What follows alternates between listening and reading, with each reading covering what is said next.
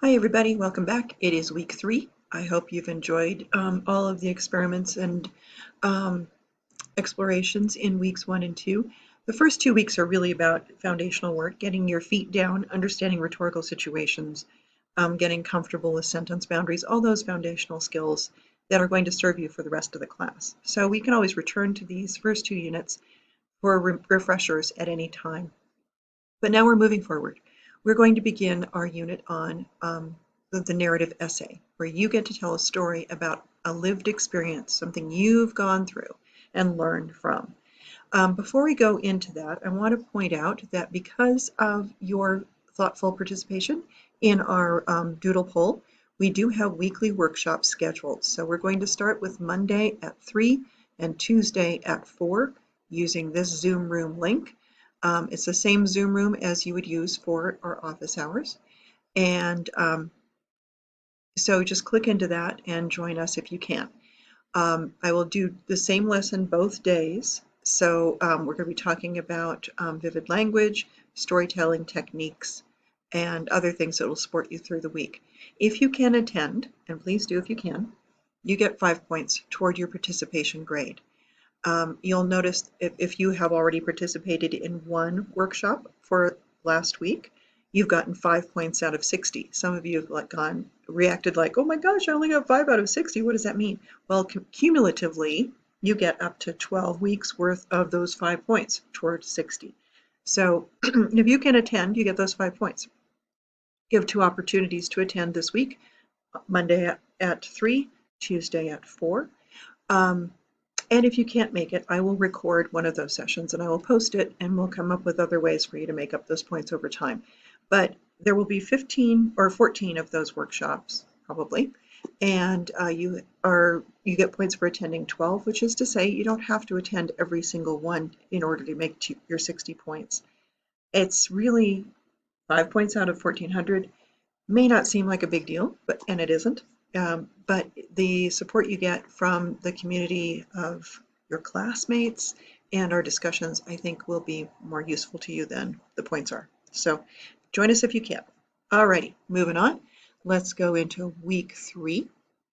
If this doesn't look like your class, it will look very much like it as soon as we enter our content area. It's going to look the same. Alrighty, what is your story?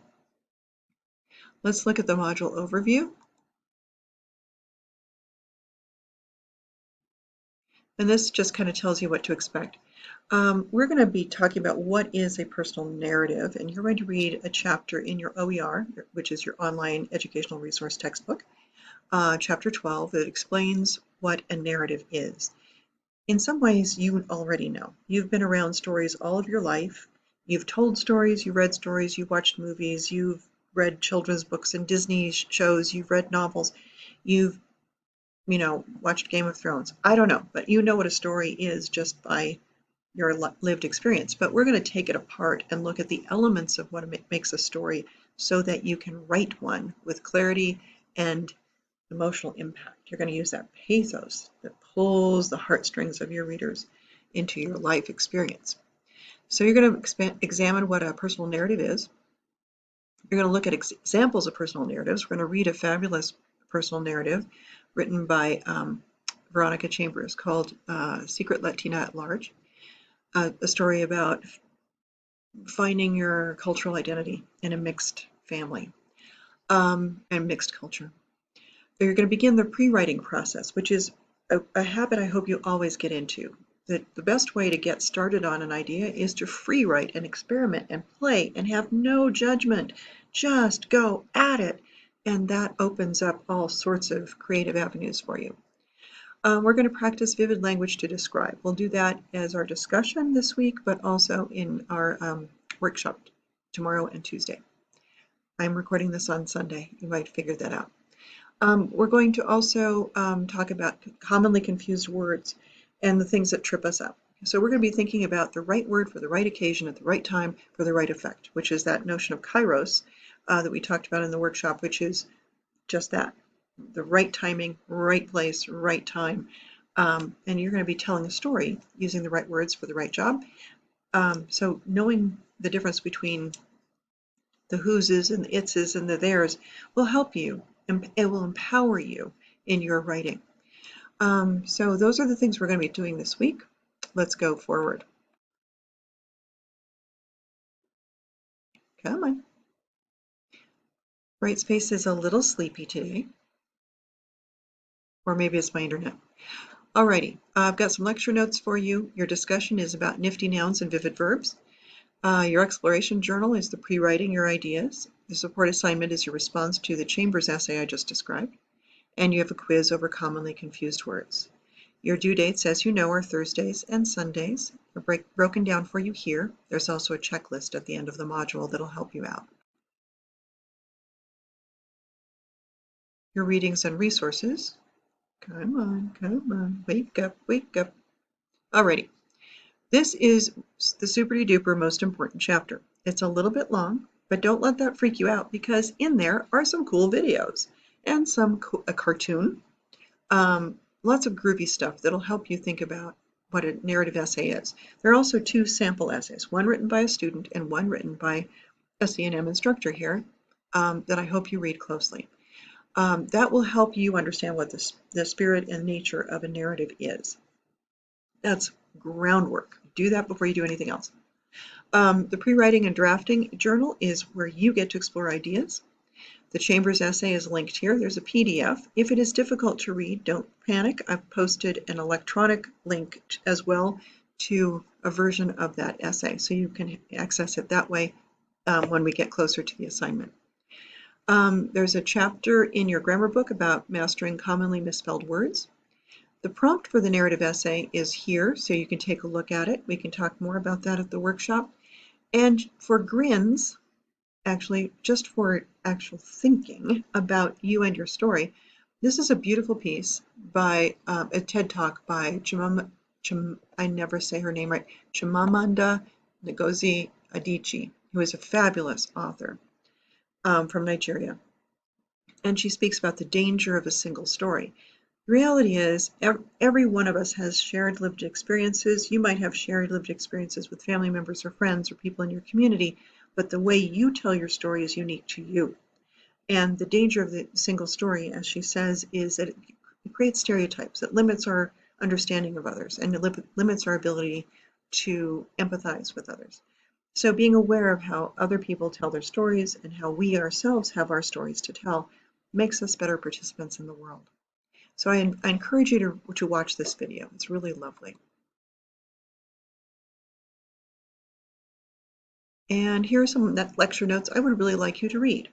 This gives you an overview of what a narrative is and what we're going to be looking for in a narrative. For example, the stories you've heard over and over again and probably have told follow a similar structure very often. You tell a story about when something happened, some interesting people who played a role, things that were crazy for a while, but then something surprising happened and that changed everything. As wild and fun and weird as that was, you learned something important. In a personal narrative, you tell the events of the story, which is the plot. One thing happens, then another thing happens, and that sets something else in motion, and something else happens, and so on. And we talk about that as a Freytag pyramid. We're going to talk more about that next week when you build a plot structure for your narrative. But it's the events of the story. As the story unfolds, these things happen. But to make it interesting to your reader, we want to appeal to the reader's senses. What do they smell, taste, hear, touch, feel? All of those things that we experience with our bodies help ground the experience in our imaginations. When things are too abstract or vague, the reader doesn't connect. But when they're rooted in vivid description, the reader's right there beside you.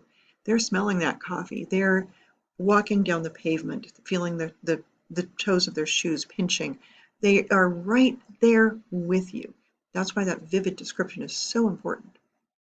Characters are the people in your stories. That you can characterize them through what they wear, how they walk, how they move, their tones of voice, their mannerisms, the words they say.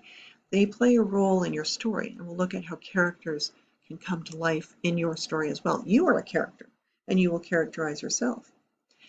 All stories have some sort of conflict. It can be a conflict outside of us, external conflict where we are reacting to an obstacle, something that's gotten in our way, and we're wrestling with that. Sometimes the obstacle is internal. Maybe I don't believe in myself as a writer, and I have to really wrestle with that and take risks and push myself to the next level, which is something I do all the time. I'm telling you about my own conflicts. That's a recurring theme in my life. Theme? Oh, theme. Theme is the big picture. What is it really about? You might tell a story about one time at a community event, something happened, this one event, but that's illustrative of something bigger. And so that theme or significance is, what is the bigger message? What did you learn from this? Why is this story meaningful? And if it's meaningful to you, it will be meaningful to others. And so you want to wrestle with it. Why does it matter? Why do we care?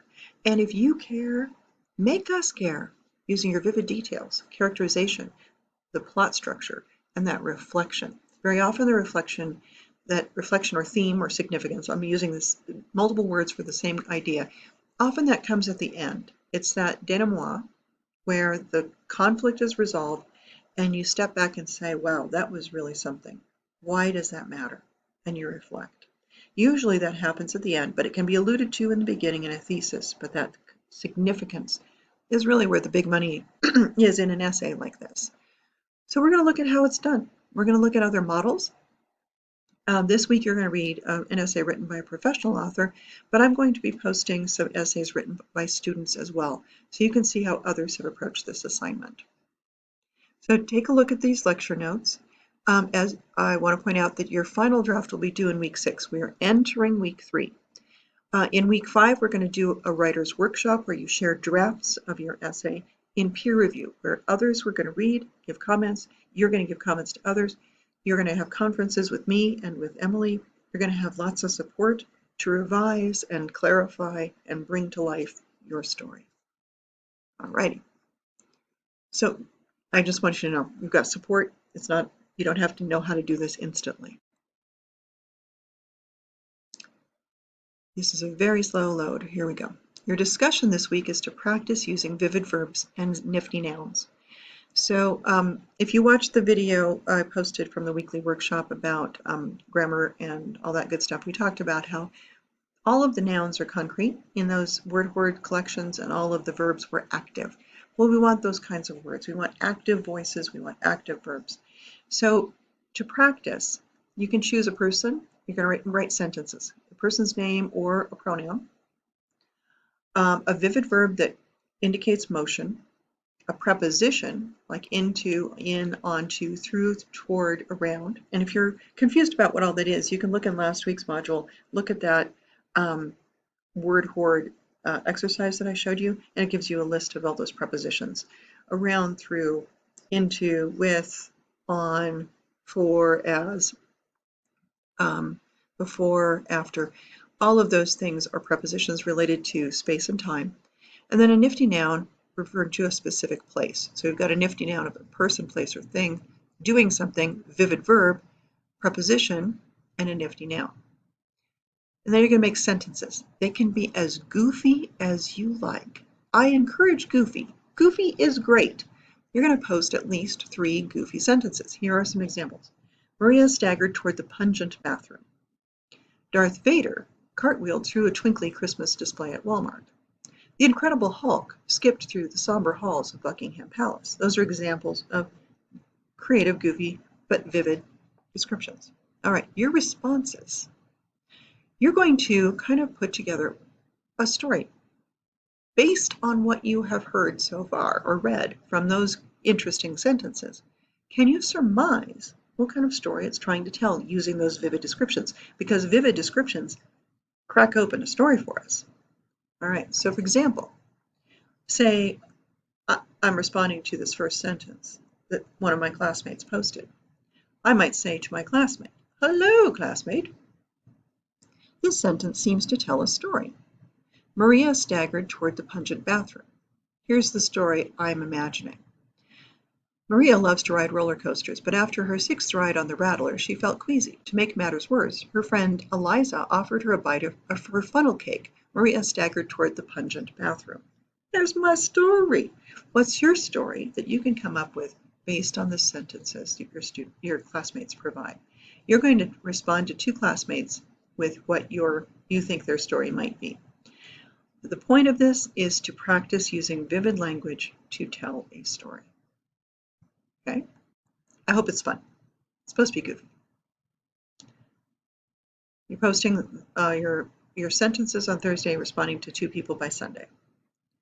This is your pre-writing and pre-drafting area where you get to play with ideas. Here is a PowerPoint I'd like you to take a look at that'll help you think about ways in which you can play with ideas and just let that creative energy fly through you. First, you're going to free write about various communities you belong to. Now, it's in this time of COVID, it's pretty weird and hard to connect with communities, but somehow we're managing. And you can tell a story in the past about a story in your communities, like you're out in the world and you're actually interacting with humans. But you can also tell a story about how you have created a community in this time of weird COVID, if you so choose. Some people have very robust online lives. My daughter is on 3 D&D campaigns and meets with her friends on Discords for karaoke night several times a week. More social than I've ever been, all online. I don't know how she does it. I'm just telling you how you can, things to think about. But I've had students write about family experiences, martial art groups that they've been involved with, sports teams they've been involved with, family issues that have affected their lives forever and ever. You can tell lots of stories that involve community in a lot of different ways. You might be the member of a single moms community, even if you don't talk to other single moms, or you could be a member of a community college community who's trying to navigate the world online. All of these things. Who are you and where do you fit in the world? So you get to play with these questions. So you free write 15, 20 minutes. This is a judgment-free zone. Type it, upload it, submit it. Just get your juices flowing. Alrighty. You're going to read chapter 12, as you know, and in your support assignment, you are going to respond to The Secret Latina at Large. This is a PDF. If that doesn't work, this link will open for you. Describe each of the characteristics. As you know, we have characteristics in a narrative. Let's see how she works with them. So you're going to break it down. What are the plot points of her story? This happened, then this happened, then this happened, then this happened, then there's a climax, and there's this learning experience. What are those elements? Who are the characters, and who are the most vivid characters, and how would you describe them? Are they fleshed out, or are they, just like window dressing? The fleshed out ones are the ones you can see here and like they're right there with you. So we call those round characters versus flat characters. Flat characters are like just the guy you pass on the street. They're not really vividly described. The conflict. What is the main obstacle? It could be external, as we said, external conflict in the world, or it can be internal, some conflict within herself. What is that conflict, and how does she wrestle with it? And then the theme. What is the big take-home message? What does she learn from this experience? How has she changed? In a good, strong narrative, the narrator goes through growth and changes as a result of these experiences. In what ways has she changed by the end of the story? So explore those things. You can break it down and create little paragraphs for each of those different elements: plot, character, conflict, or theme. And then respond in a couple of sentences. Introduce and conclude. But really think about the reading. Read it closely. It's going to take a couple of reads because the writing is beautiful, but takes some thinking. I encourage you to annotate as you read. You have a quiz on commonly confused words, and that's one of the things that as writers we all struggle with, and I still sometimes write the wrong here or there, even though I've been doing this for a long time. We just have to develop our sensibilities, like knowing that the there that implies place includes the word here inside of it. And the word here that involves hearing includes the word ear inside of it. All of these little tips and tools will help you think about commonly confused or misspelled words. So this takes you to the chapter in our book. This takes you to a tutorial. And this one is really helpful, especially if you're have trouble with tenses, because this one walks you through present, past, and past participle tenses of verbs that are often confused. And I really encourage you to spend some time with this. It's really short, as you might have noticed. But my point here is the quiz, which you can take a bajillion times, is secondary to the lesson, right? The quiz is just practice. But I want you to get comfortable with the words that trip you up on occasion, right? The ones that you've always gotten, what is it? It's or it's? Is it two or two? You know, all those things that confuse us. Get comfortable with them now so you don't get tripped in the future.